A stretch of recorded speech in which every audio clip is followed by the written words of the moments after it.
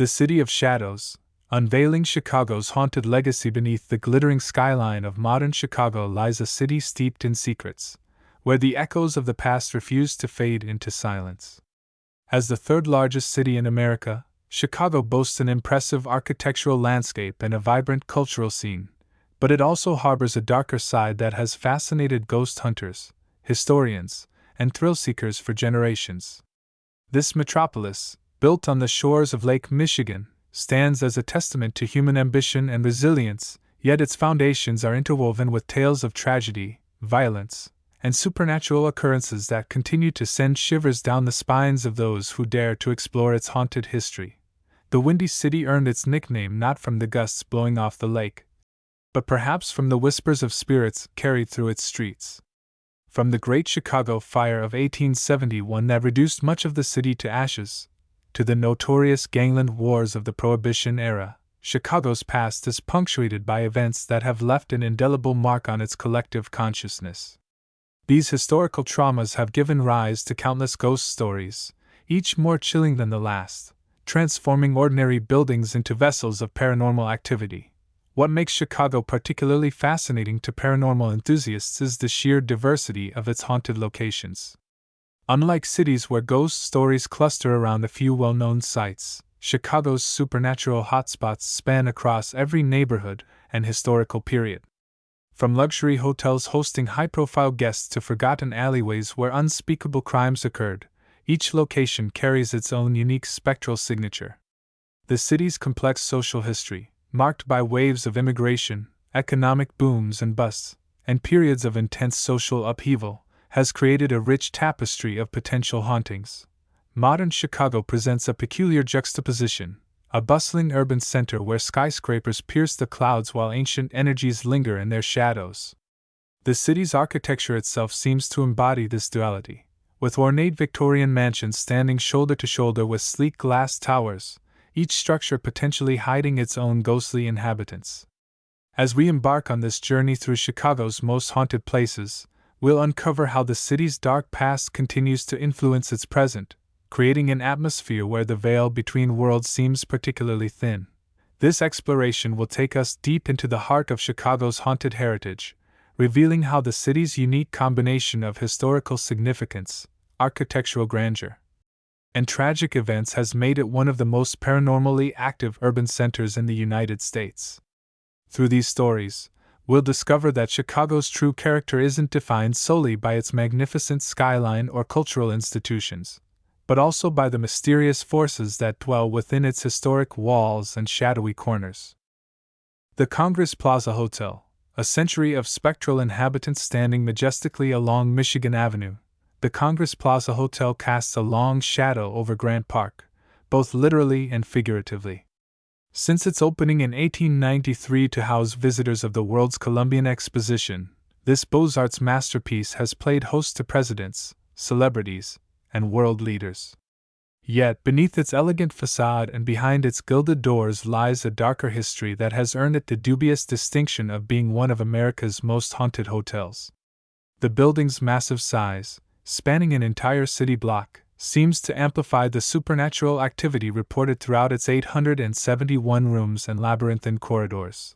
The hotel's haunted reputation dates back to the early 20th century, with room 441 emerging as its most infamous hotspot. Former employees recount chilling encounters in this particular room, describing the presence of a malevolent entity they've dubbed Peg-Leg Johnny. Guests report being awakened by phantom footsteps echoing through the halls, only to find no visible source when they investigate. The sound of a wooden leg tapping against the floorboards has become so commonplace that staff members often warn new employees about it during orientation. More disturbing are the accounts of violent physical manifestations experienced by overnight guests. Multiple reports detail instances where individuals have been violently thrown from their beds, with some waking up to find themselves pinned down by an invisible force. Several documented cases describe guests feeling as though they're being strangled, their airways constricted by unseen hands. The hotel's management maintains careful records of these incidents, though they prefer to keep them out of public view. The Gold Room, once a glamorous banquet space, now serves as a focal point for paranormal activity on the hotel's lower levels. Staff members regularly report seeing shadow figures darting across the periphery of their vision, while maintenance workers have documented inexplicable temperature fluctuations that can drop 20 degrees within seconds. Particularly alarming are the numerous reports of electronic equipment malfunctioning spontaneously, with security cameras capturing footage of objects moving without any apparent cause. Perhaps most unsettling are the accounts surrounding the hotel's basement, where former employees claim to have encountered what they describe as dark masses floating through the subterranean corridors. These entities appear to be aware of human presence, reportedly following maintenance staff and occasionally emitting low-pitched growls.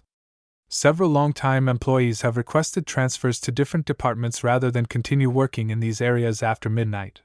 Historical research suggests that much of the hotel's paranormal activity might stem from its role during the 1920s and 1930s, when it served as a popular meeting place for organized crime figures. Al Capone himself was a frequent visitor, and several murders allegedly took place within its walls during Prohibition-era gang wars. The building's connection to such violent history may explain why many of the reported phenomena carry an aggressive, hostile nature. Despite its haunted reputation, the Congress Plaza Hotel continues to operate successfully, drawing curious visitors eager to experience its supernatural side. Paranormal investigators from across the country regularly request permission to conduct overnight studies, though the hotel's management maintains strict control over access to its most notoriously active areas. The building's status as both a functioning hotel and a genuine paranormal hotspot creates a unique environment where everyday operations intersect with otherworldly occurrences on a daily basis. The Hull House, where social reform met the supernatural, nestled in the near West Side neighborhood, the Jane Addams Hull House stands as a monument to progressive social reform, yet its walls whisper tales of a darker, more mysterious nature. Founded in 1889 by Jane Addams and Ellen Gates Starr, this settlement house became a beacon of hope for immigrants and the poor, offering essential services and advocating for social justice. However, beneath its noble mission lies a haunting legacy tied to its original occupant, Charles Hull, whose death in 1860 set the stage for one of Chicago's most intriguing ghost stories. The legend of the Devil Baby of Hull House emerged in the early 20th century, captivating both residents and visitors with its terrifying narrative. According to local lore, a monstrous infant, half human, half demon, was born to a Catholic woman who had mocked a religious icon. The creature, described as having red eyes, horns, and hooves, was supposedly brought to Hull House, where Jane Addams herself attempted to care for it. While historical evidence suggests this story may be apocryphal, the legend took firm root in Chicago's folklore, attracting countless visitors seeking a glimpse of the supposed demonic child. Current occupants and visitors report a range of supernatural phenomena centered around the building's basement, where the Devil Baby was allegedly kept. Maintenance staff frequently complain of an oppressive atmosphere in these lower levels, accompanied by sudden temperature drops and the sensation of being watched. Several individuals have reported hearing faint cries emanating from empty rooms, while others describe feeling an unseen presence brushing past them in narrow hallways.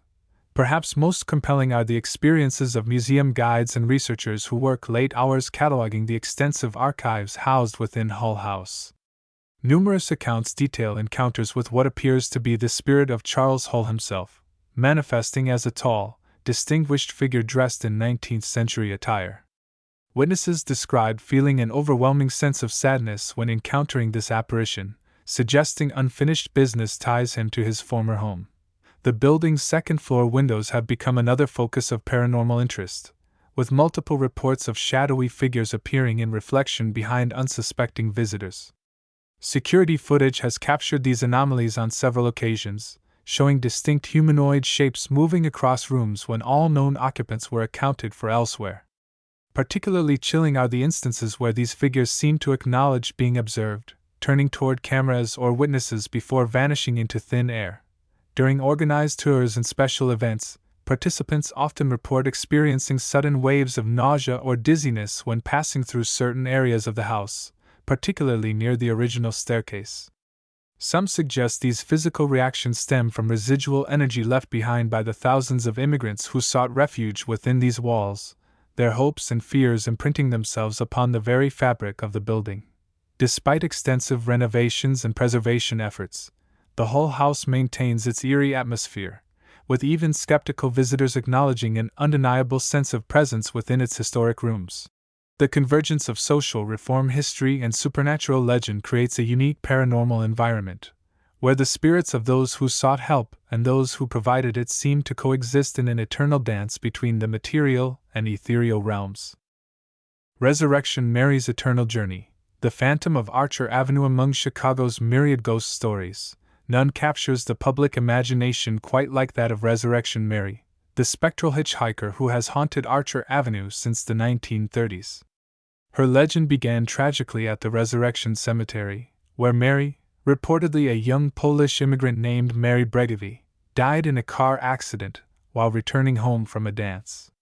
The cemetery, located in Justice, Illinois, serves as the starting point for her eternal journey along the lonely road, where she continues to seek passage to her final resting place. Eyewitness accounts paint a consistent picture of Mary's appearance: a beautiful young woman in her early 20s, dressed in a white ball gown with matching gloves and shoes. She typically manifests near the Willow Springs Road intersection, where she flags down drivers with a polite request for a ride to the cemetery gates. Those who agree to her request describe an unsettling chill that permeates their vehicle, accompanied by the distinct scent of roses. Many drivers report conversing with Mary about mundane topics until they reach the cemetery, where she suddenly vanishes without explanation. The phenomenon gained significant attention in the 1970s when multiple credible witnesses came forward with remarkably similar experiences. Among them was Frank Kucharski, a Chicago police officer who picked up Mary on December 11, 1979. Officer Kucharski's detailed report, preserved in the Chicago Police Department's files, describes how Mary disappeared from his patrol car after requesting to be let out at the cemetery gates. His testimony lends particular credibility to the legend, as he had no prior knowledge of the ghost story and was initially skeptical of supernatural explanations. Physical evidence supporting Mary's existence emerged in 1976 when security guards at Resurrection Cemetery reported scorch marks appearing on the outer wall, purportedly caused by Mary attempting to enter her final resting place. These marks, resembling handprints and streaks, appeared overnight and resisted cleaning attempts for years. The Archdiocese of Chicago eventually sealed the affected portion of the wall, but rumors persist that Mary's essence somehow remains trapped between worlds.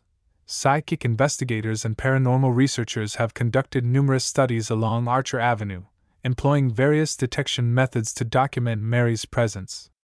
Thermal imaging cameras have captured unexplained cold spots moving along the road, while audio equipment has recorded faint sobbing sounds and the rustle of formal wear in otherwise silent conditions. Some investigators claim to have photographed orb-like apparitions near the cemetery gates, though skeptics argue these could be attributed to environmental factors. Local residents share additional anecdotes that add layers of complexity to Mary's story. Several families living near Archer Avenue report seeing a young woman in white wandering through their yards at night, always heading in the direction of the cemetery.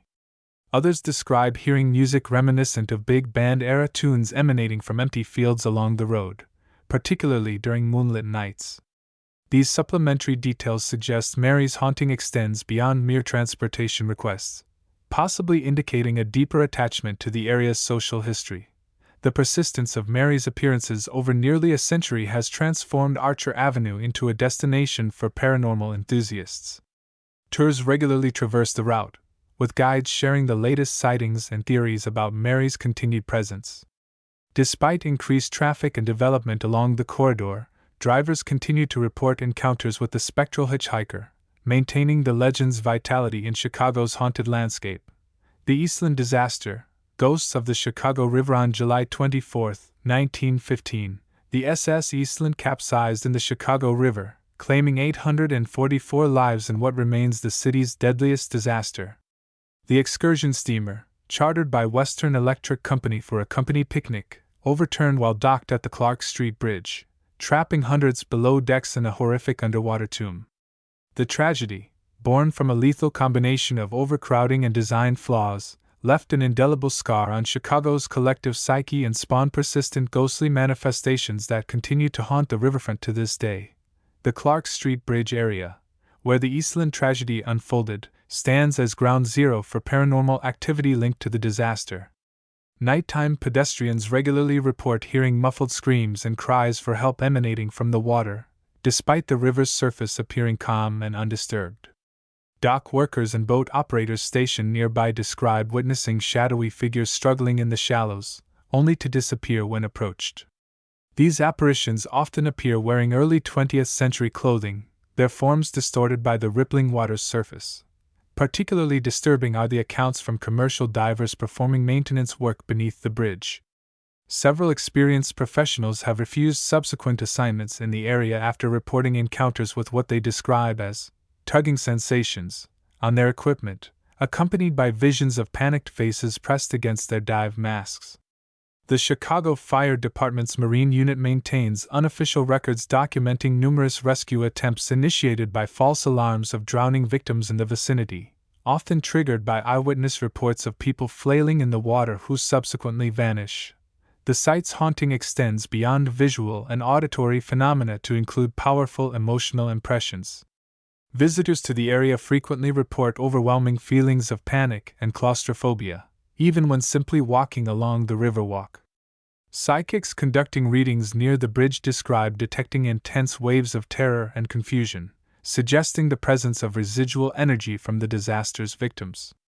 Some believe these emotional imprints contribute to the high number of unrelated drownings reported in the immediate area since 1915. Commercial establishments along the riverfront have their own collection of ghost stories stemming from the Eastland tragedy.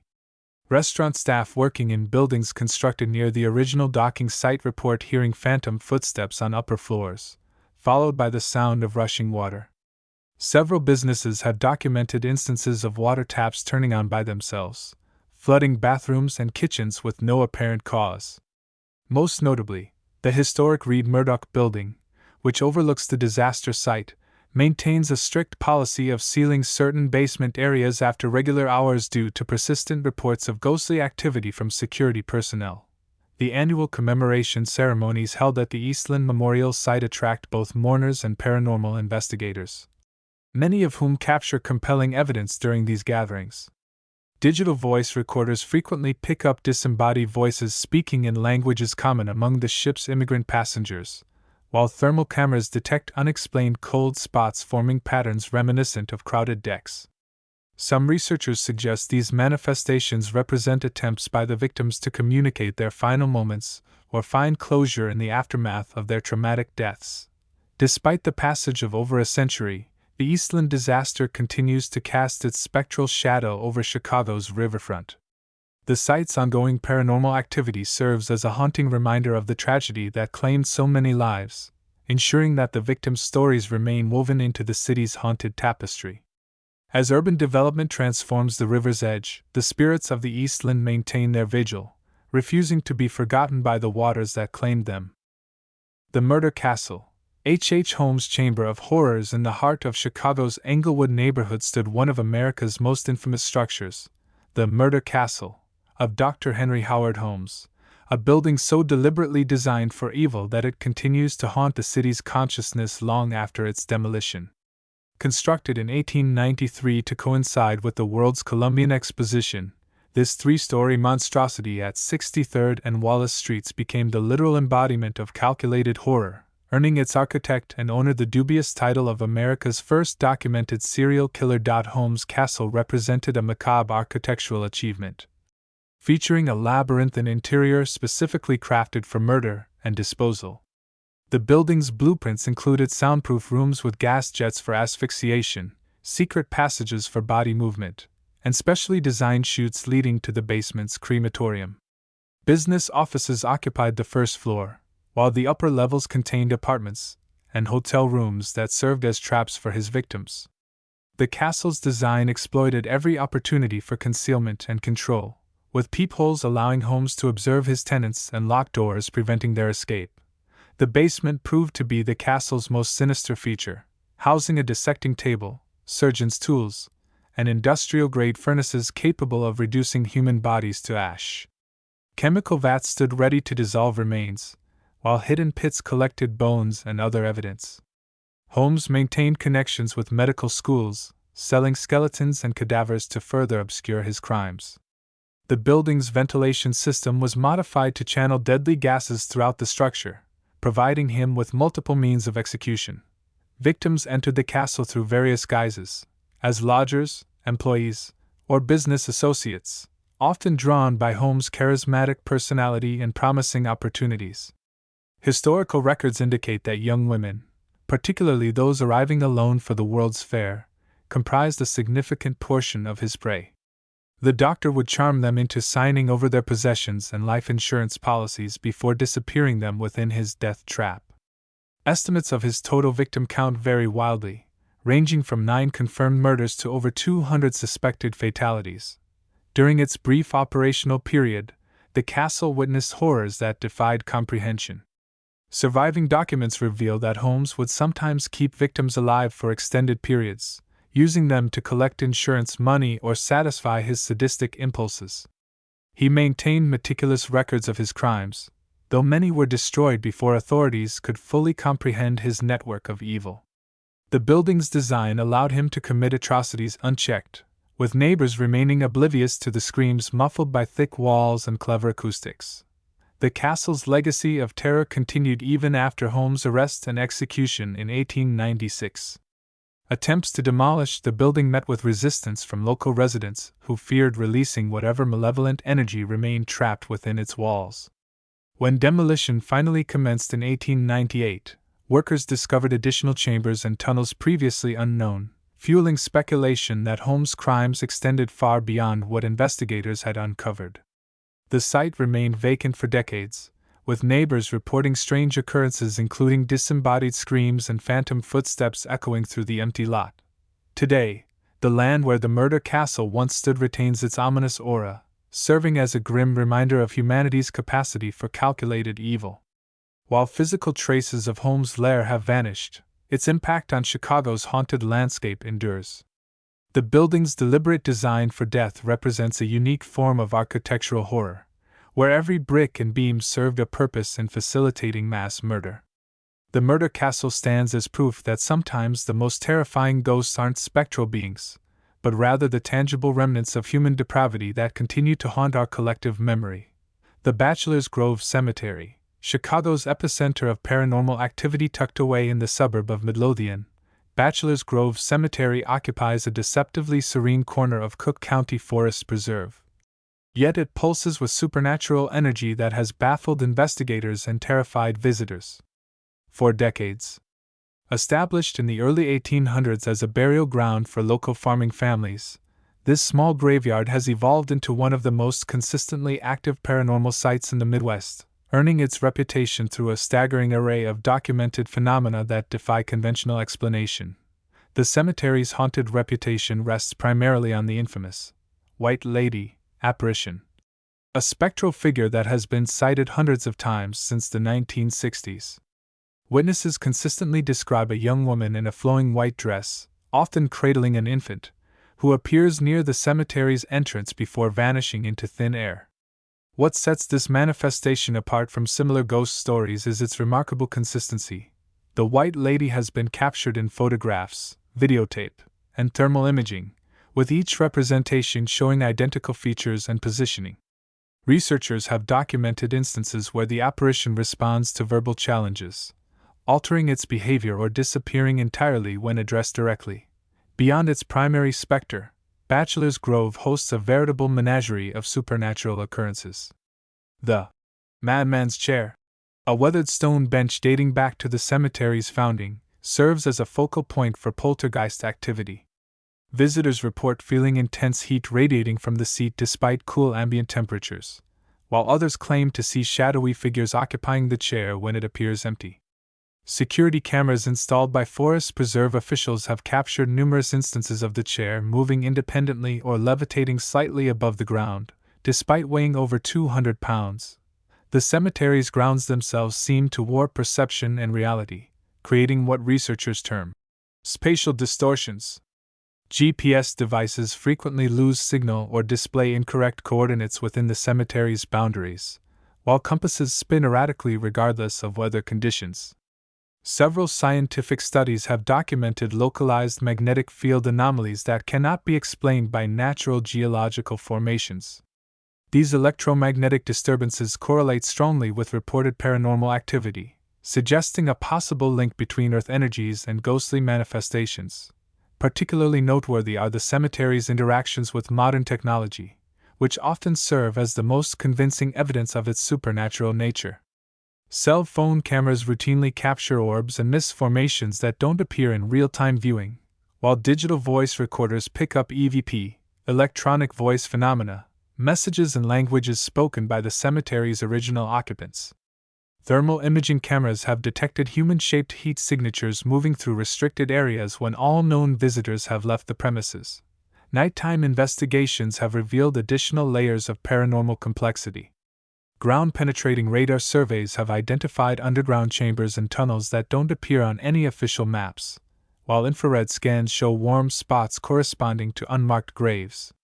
Several teams have reported equipment failures occurring simultaneously with spikes in paranormal activity, including battery drains, camera malfunctions, and complete loss of radio communication.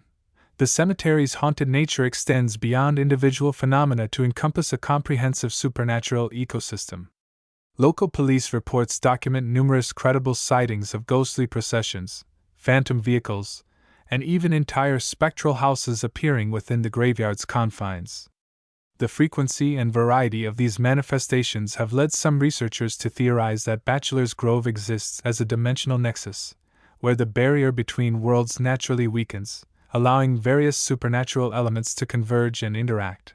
Despite its reputation, Bachelor's Grove remains open to the public, though visitors must sign waivers acknowledging the risks of nighttime exploration.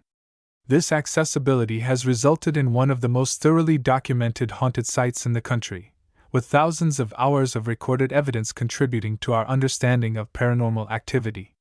The cemetery's combination of historical significance, consistent supernatural manifestations, and scientifically measurable phenomena makes it a cornerstone of Chicago's haunted landscape, standing as proof that some places truly exist beyond the realm of normal human experience. Embracing the shadows, your invitation to Chicago's haunted heritage. As we conclude our journey through Chicago's haunted history, we invite you to step beyond the pages of this article and into the living, breathing tapestry of supernatural wonder that blankets our magnificent city. The stories we've explored represent more than mere ghost tales. They are invitations to connect with Chicago's rich, complex past through direct experience. Whether you're a seasoned paranormal investigator or a curious newcomer to the world of the supernatural, the city's haunted landmarks offer unparalleled opportunities for personal discovery and spine-tingling adventure. For those ready to embark on their own ghostly explorations, we recommend beginning with organized tours that combine historical context with first-hand paranormal encounters. Companies like Chicago Hauntings and Weird Chicago offer expert-led excursions that provide safe access to many of the sites we've discussed, including the Congress Plaza Hotel, Resurrection Mary's stretch of Archer Avenue, and Bachelor's Grove Cemetery. These guided experiences not only ensure your safety, but also offer valuable insights from local experts who have spent years documenting and analyzing Chicago's supernatural phenomena. If you prefer a more independent approach, consider downloading one of the many ghost tour apps available for smartphones. These digital guides allow you to explore at your own pace while providing historical background and paranormal evidence at each location. Be sure to visit during appropriate hours. Many sites have restricted access after dark, and trespassing laws are strictly enforced. Always respect private property and local regulations, remembering that responsible exploration helps